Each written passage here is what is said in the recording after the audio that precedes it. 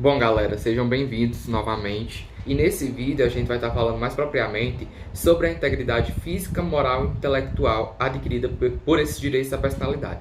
Então, se você ainda não viu o vídeo 1, a parte 1 do vídeo sobre direitos da personalidade, então eu indico que você vá lá e veja o vídeo 1, a parte 1, para que de fato você entenda dentro dessa temática que a gente vai falar agora, esses direitos relacionados, à integridade física, moral e intelectual do indivíduo, mais propriamente dita nos direitos da personalidade. Certo? Bom, galera, a gente vai estar falando agora sobre a integridade física, o primeiro aspecto dos direitos da personalidade. Esse direito da personalidade, integridade física, ele vai estar encontrado no respaldo jurídico, na literalidade da lei, no artigo 13 do Código Civil, que vai dizer que, salvo por exigência médica, é defeso o ato de disposição do próprio corpo, ou seja, é proibido o ato de disposição do próprio corpo, quando importar a diminuição permanente da integridade física.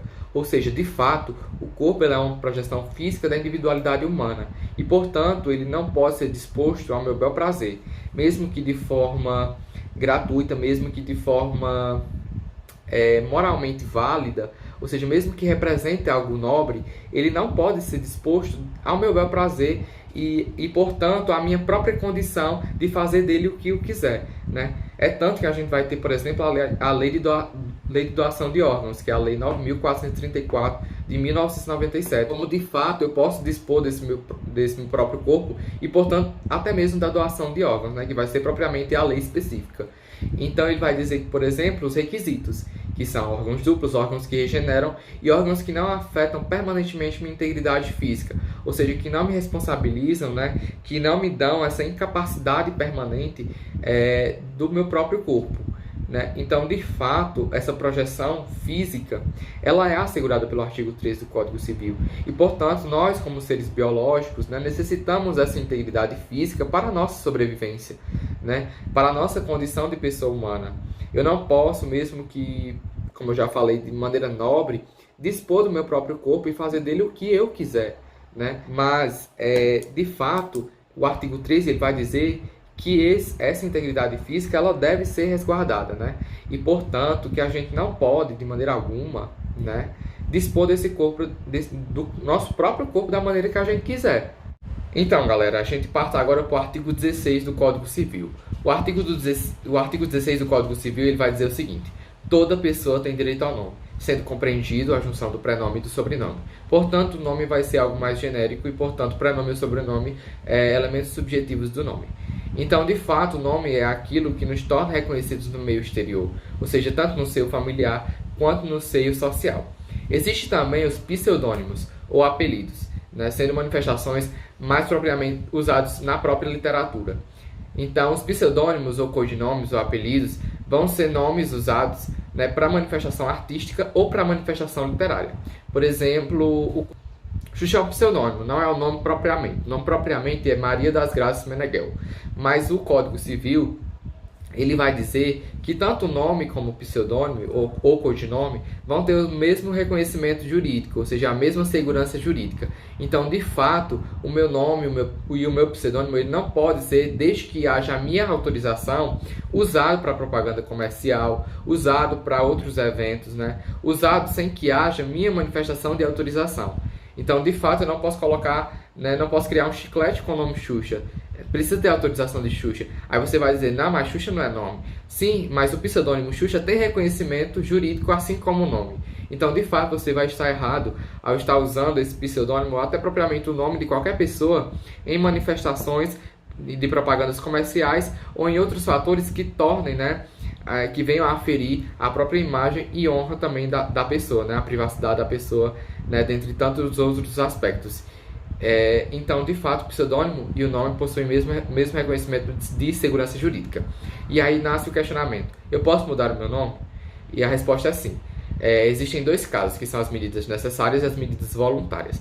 As medidas necessárias são, como por exemplo, a adoção e o reconhecimento de paternidade, que de fato, com essa destituição da antiga ordem familiar e, portanto, dessa nova ordem familiar, da adoção, do reconhecimento de paternidade, que de fato surge a necessário, né? A necessidade, né? É necessário, é justificável que você mude seu sobrenome e que, portanto, interprete também como reconhecimento dessa própria manifestação do caráter familiar. E existem as medidas voluntárias.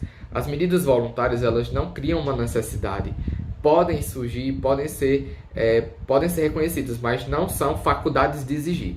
Como, por exemplo, o casamento, né, são correspondentes no artigo 1566, se eu não me engano, do Código Civil.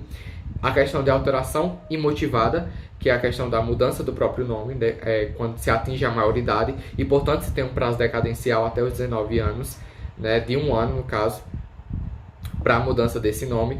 E também a alteração do nome que é motivada, ou seja, quando lhes põe ao ridículo, quando te coloca em situação vexatória, dentre tantos outros requisitos, né? Como, por exemplo, a questão, né, do próprio reconhecimento desse nome e da própria interferência desse nome para a condição da imagem do indivíduo, da honra do indivíduo. Então, motivadamente, pode-se mudar esse nome.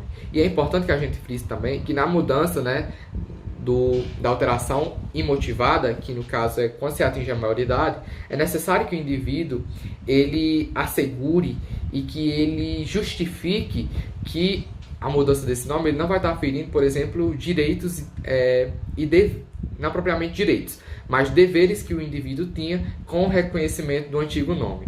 Entendeu? Então, de fato, o indivíduo tem que justificar, né?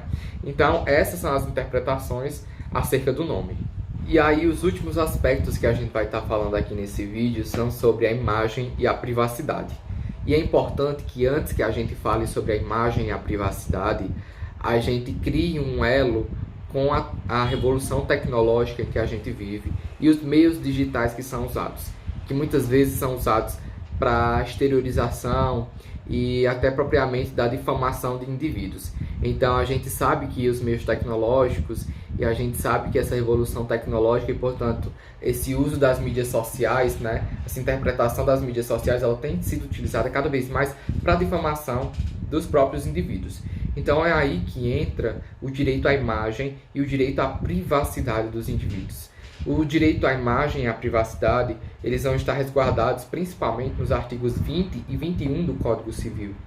A imagem, gente, ela vai ser a exteriorização sensível da individualidade humana. Então, a imagem, ela representa, né, a interpretação e a individualização de quem nós somos, né? E, portanto, ela representa também a questão de que, de fato, o que somos não possibilita para que seja utilizado como quiser dentro das mídias sociais, né? E aí nasce uma interpretação que, de fato, a imagem ela pode ser cedida, a imagem ela pode sofrer uma certa limitação, né? A gente tem o caso, por exemplo, do BBB, que as pessoas cedem suas imagens, cedem suas falas, né? Para que, de fato, por um tempo seja utilizada a imagem daquela pessoa e a fala daquela pessoa. Mas isso não implica que a minha imagem ela seja utilizada aonde as pessoas quiserem. Não. O artigo 20 ele vai ser lido concomitantemente com o inciso 5 e 10 do artigo 5º da Constituição Federal, que nele vão estar falando sobre a proteção à honra, à imagem e à voz do indivíduo. Então, de fato, a imagem, ela representa o que nós somos, né? E, portanto, ela não pode ser utilizada ao bel prazer de quem quiser. E aí nasce também uma nova interpretação, que é a interpretação do artigo 21, né? Que é o direito à privacidade. O direito à privacidade ele vai estar ligado ao sigilo, ao direito de estar só, ao direito de manifestação, do direito ao seguro das comunicações, doméstico, profissional. Então, a privacidade, ela também nasce desse interesse de que, de fato, esse indivíduo que nós somos, né, e, portanto, sua representação, ela condiciona a um caráter de que nossa imagem, nossa privacidade não pode ser usada deliberadamente como veículos de mídias sociais que utilizem de maneira vexatória, de maneira difamatória, de maneira que ridicularize o indivíduo. né, a gente tem muitas questões daqueles fotógrafos, né, que eu me esqueci aqui o nome que se chama, que fotógrafos famosos, mas que muitas vezes adentram a privacidade desses famosos, né, mesmo que sejam pessoas públicas, gente, mas a gente tem que notar que fere a privacidade das pessoas e que fere, portanto, a imagem das pessoas e que, portanto, abala psicologicamente e moralmente essa condição de individualidade humana, né, do que nós somos e, portanto, do que nós representamos na sociedade. Diz respeito a esse abalo psicológico, esse abalo moral, em que a gente também verifica no seio social e no seio familiar. Então, esse direito à imagem, esse direito a só ser usado a imagem quando de fato a gente autoriza, quando essa privacidade de estar só, né, essa privacidade de individualmente sermos pessoas que têm os nossos próprios objetivos, que têm, portanto, nossos próprios interesses, nossos próprios reconhecimentos, né, a questão do que a gente quer fazer, né, quando está sozinho, né. Então, cabe essa interferência e essa interpretação de que essa nossa privacidade, essa nossa imagem, ela não pode ser abalada e, portanto, ela deve ser, sim, assegurada moralmente.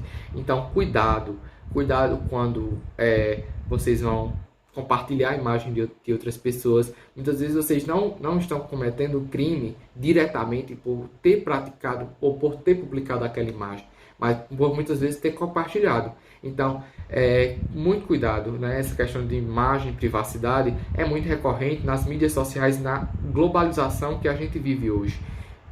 Então é isso que eu tenho a dizer para vocês, cuidado. Esse direito à imagem, esse direito à privacidade, ele é assegurado.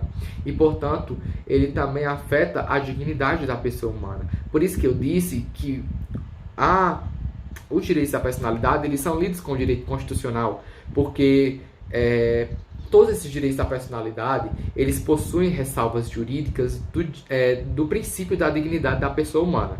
E, portanto, por exemplo, quando a privacidade e quando a imagem do indivíduo ela é afetada, há também sanções coercitivas do direito penal, em que a gente vai, por exemplo, encontrar injúria, difamação, calúnia.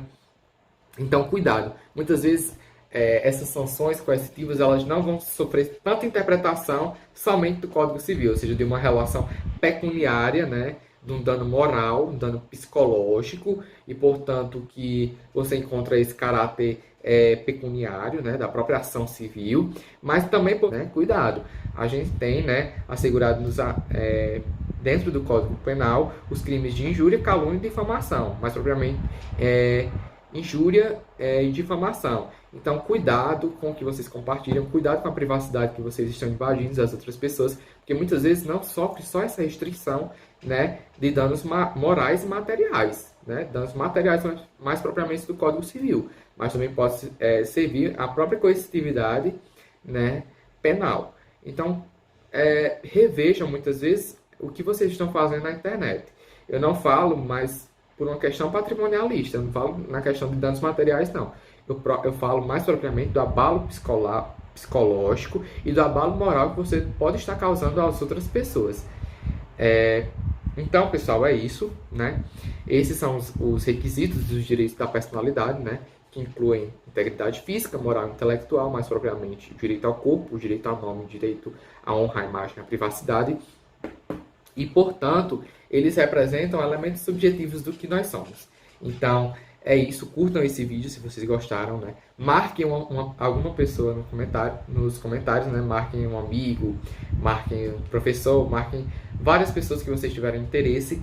E é isso. Curtam esse vídeo e até mais.